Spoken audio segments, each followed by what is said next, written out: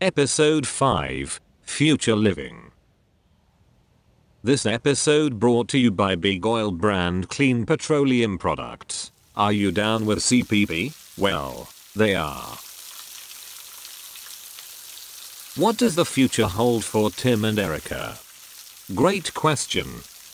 Especially considering the legal hurdles that discourage all too many budding tiny house enthusiasts. Let's face it, this is not an economic system that rewards the austere. Most municipalities impose a minimum size requirement of around 1,200 square feet on new builds. Bad. Progress is slow but steady. Select cities across America and the entire state of Maine now allow tiny houses. And though Tim and Erica do not yet live in any of these locales, they believe there are rational paths that can still be forged amid such adversity. This is a good start. Tim and Erica are pessimists. Tim believes that hope is for suckers and Erica thinks one makes one's own luck. Their complementary philosophies will surely benefit their choices and guide them steadily onward toward their best future. Although there are some arguable drawbacks to joining a cult, there are several short-term and countless long-term benefits. Let's name a few. Cult life provides community and the sense of belonging that community brings. Number 2. Cults offer the grounding effect of ritual and shared mythology.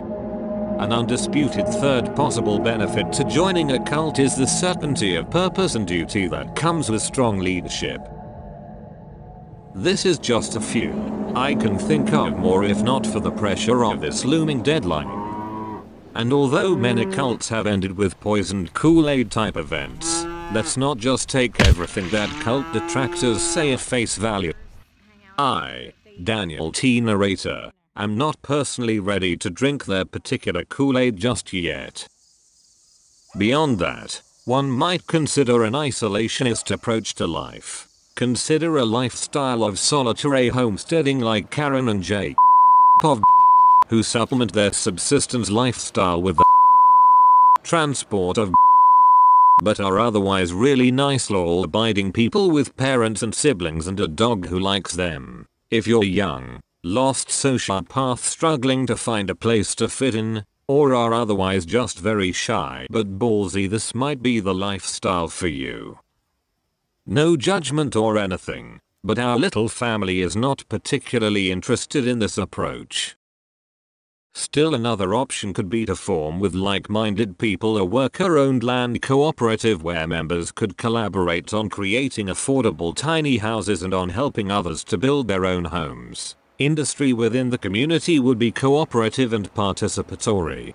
Costs would be increasingly minimal as the manufacturing base diversifies, while surpluses and profits would be shared. Taxes and laws will be self-imposed by direct democracy to benefit the community and not to help fund foreign wars of regime change and other imperial aggressions. Bids to consolidate power and wealth would be punishable by banishment from the community. An actual, functioning democracy where a management class isn't automatically rewarded for its ability to be douchey. This is Tim's personal favorite model. Catalonia in the late 1930s. The Paris Commune. Humboldt County in the 60s and 70s. Mondragon now. Still, another possible path could be to fulfill that good old capitalist dream in the corporate sector. You could be your richest neighbor. Generate massive wealth and allow your ideals to wither away, having been fully consumed by an ever more sophisticated palate and desire for better and better things. Again, no judgment. In fact, Emma believes deeply in this path. Sadly for her, the current political model affords her vote little power. Tyranny? 3 out of 4 voters say no. A likely path they might follow is the one championed by Erica. She believes Tim and I to be crackpots, in our own ways, and that Emma's is not a fully formed brain and so she should not have a say in matters of policy. Sensible. Erica believes that it's best to exist in the real world and that childish thought exercises are useless wastes of time. She thinks that if you put good energy out into the universe, good things are more likely to come back to you. Positive creative output results in rewards of equal or greater value. Quite true in a just world. But is the world just? On the other hand, nothing ventured and such. Negative energy projected outward very provably often garners negative reactions and deeper debt. Good point, Erica. Let's keep it positive. More on this sensible living model when we return.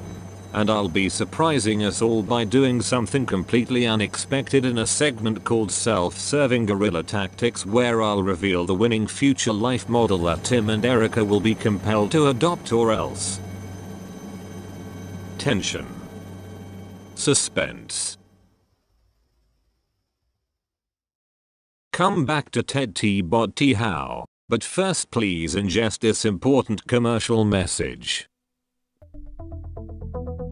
We here at BEGUILE brand clean petroleum products believe that the law does not apply in international waters. And that's where we manufacture these and more exciting products without the creative hindrance of legal and ethical standards. The savings gets passed on to you, the consumer, the little person. An additional portion of the savings is then transferred upward to fund our talented leaders, an essential investment. The cycle continues. Everyone knows their place. Everyone is happy. BEGUILE, clean petroleum products. Let BEGUILE beguile you with our new line of items. BEGUILE, not as oily as we used to be. What choice do you have? The BEGUILE family of products. And we're back.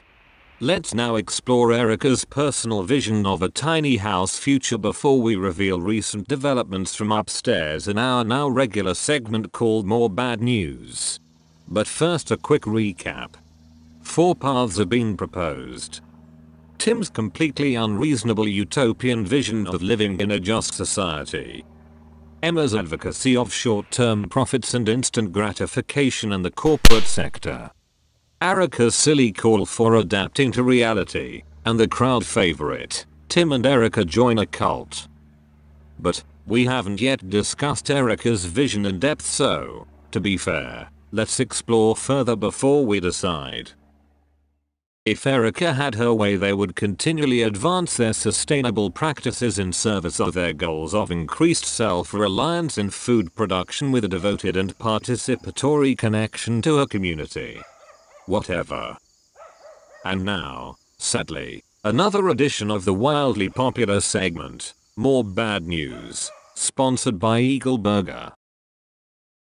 Corporate HQ has issued us here at TED T-Bot T-How another warning despite our astonishingly high ratings.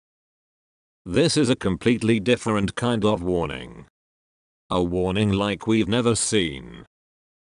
And we quote, "Dear Ted and Erica, fair warning, we have greenlit an exciting new project. This project might interfere with some or all of your endeavors going forward, but please act as nothing is amiss. Just act natural.